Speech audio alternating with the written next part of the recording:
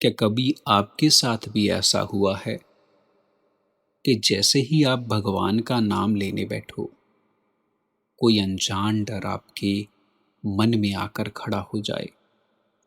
जब आप अपनी आंखें बंद करो तो मन बेचैन हो जाए और ऐसा लगे कि कोई आपको रोक रहा है।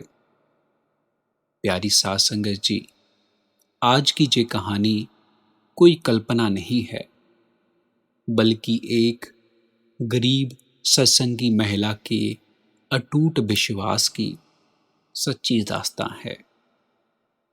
आज आप जानेंगे कि जब एक जीव आत्मा सच के रास्ते पर चलती है तो काल किस तरह उसके मार्ग में दीवार बनकर सामने आ जाता है।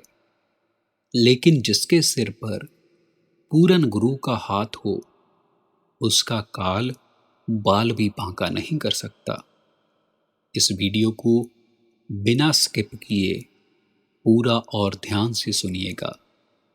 मेरा वादा है कि आज के बाद अपने गुरु पर आपका भरोसा पहले से कई ज़्यादा गुना मजबूत हो जाएगा।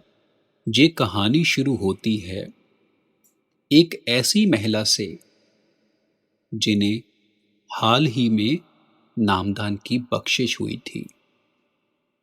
उनके पड़ोस में एक सत्संगी परिवार रहता था। दोनों परिवारों में गहरा प्रेम था। दोनों एक दूसरे के घर में जाते आते रहते थे। कहते हैं ना, जहां मालिक के प्यारे रहते हैं, उनके जीने का तरीका देखकर दूसरे लोग भी उनकी तरफ खींचे चले जाते हैं। ये महिला भी अपने सत्संगी पड़ोसियों को देखकर बहुत प्रभावित होती थी। उनके मन में हमेशा जिज्ञासा रहती थी कि आखिर ये नाम क्या है, इसे पाने के लिए क्या करना पड़ता है, ये कहाँ से मिलता है। एक दिन जब उन्होंने अपनी सहेली से ये सवाल पूछा तो सहेली मुस्कुरा दी। उसने कहा, सखी, नाम कोई बाजार से मिलने वाली वस्तु या फिर पदार्थ नहीं है जिसे शब्दों में तोला जा सके। ये तो वो रूहानी दौलत है जिसका एहसास केवल पाने वाले को ही होता है। दुनिया की हर दौलत खरीदी जा सकती है, लेकिन नाम की अनमोल दौलत सिर्फ गुरु की दया से ही मिलती है। सहेली ने आगे समझाया कि जब हमें एक पूर्ण संत सतगुरु से नामदान मिलता है तो हमारी आत्मा को सचखंड पहुंचाने की पूरी जिम्मेदारी उस गुरु की हो जाती है। जे महापुरुष हमें इस 84 के चक्रव्यूह से, जन्म मरण के बंधनों से आजाद कराने के लिए खुद हमारे जीवन में आते हैं। करोड़ों जीवों में से चुनकर अगर गुरु ने हमें अपनी शरण में लिया है तो समझिए कि हमारे भाग्य कितने ऊंचे हैं। उन्होंने हमें काम, क्रोध, लोभ, मोह और अहंकार की आग से बचा लिया। लेकिन नाम मिलने के बाद सबसे जरूरी बात क्या है? वह है गुरु के बताए नियमों पर चलना। गुरु का हुक्म ही असल में अकाल पुरख का हुक्म है। वह कोई साधारण इंसान नहीं, बल्कि साक्षात रूप में हमारे उद्धार के लिए इस धरती पर आते हैं। अपनी सहेली की ये बातें सुनकर उस महिला के भीतर प्रभु से मिलने की तड़प जाग उठी। उन्होंने भी सतगुरु की शरण ली और उन्हें नामदान भी मिल गया। घर के सभी लोग बहुत खुश थे। पूरा परिवार ही सत्संगी रंग में रंग गया। उन्होंने निजम से भजन सिमरन करना शुरू कर दिया, लेकिन तभी उनकी परीक्षा शुरू हुई। एक दिन उन्होंने अपनी सहेली को बुलाकर घबराते हुए कहा, जब भी मैं रात को भजन सिमरन पर बैठती हूँ तो ऐसा लगता है कि कोई मुझे रोक रहा है।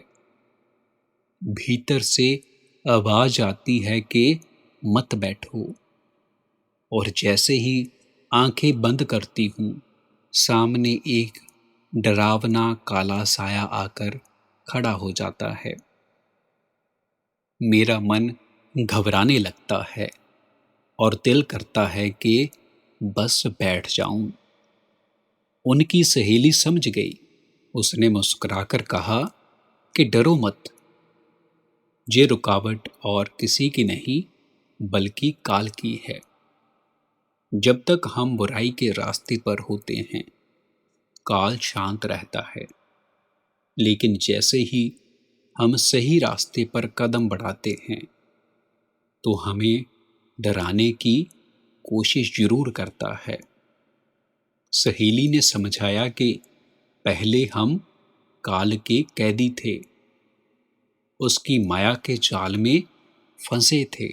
अब जब गुरु ने हमारी आत्मा को आजाद कर दिया है तो काल को ये बर्दाश्त नहीं हो रहा। वह चाहता है कि तुम इसी मोह माया में फंसी रहो और बार बार जन्म लेती रहो।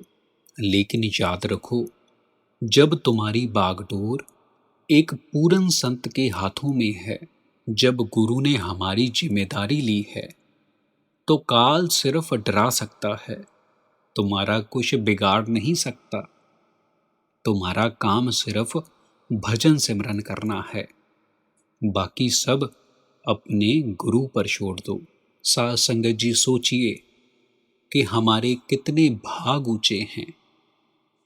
इस अथाह संसार में करोड़ों जीव जंतुओं की भीड़ में उस कुल मालिक ने, उस पूरन संत सतगुरु ने हमारा हाथ थामा है। जब उन्होंने नामदान देकर हमारी जिम्मेदारी खुद अपने कंधों पर ली है, तो फिर डर किस बात का। काल चाहे जितने मर्जी जाल बिछा ले, चाहे जितना डराने की कोशिश कर ले, वो आपका बाल भी बांका नहीं कर सकता। बस कमी है तो हमारी विश्वास में। हमारा काम है सिर्फ और सिर्फ अपने गुरु के हुक्म में रहना, रोज बिना नागा, बिना किसी रुकावट के, बिना किसी बहाने के 2.5 घंटे भजन सिमरन की कमाई जरूर करें।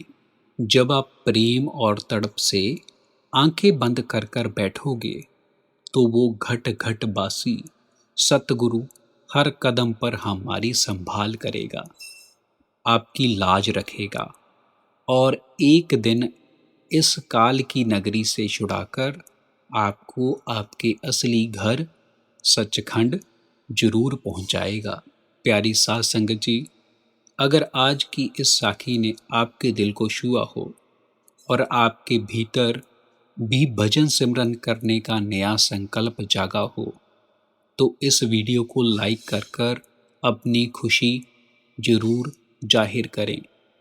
ये रूहानी संदेश को अपने सत्संगी भाई बहनों के साथ, परिवार के साथ जरूर शेयर करें।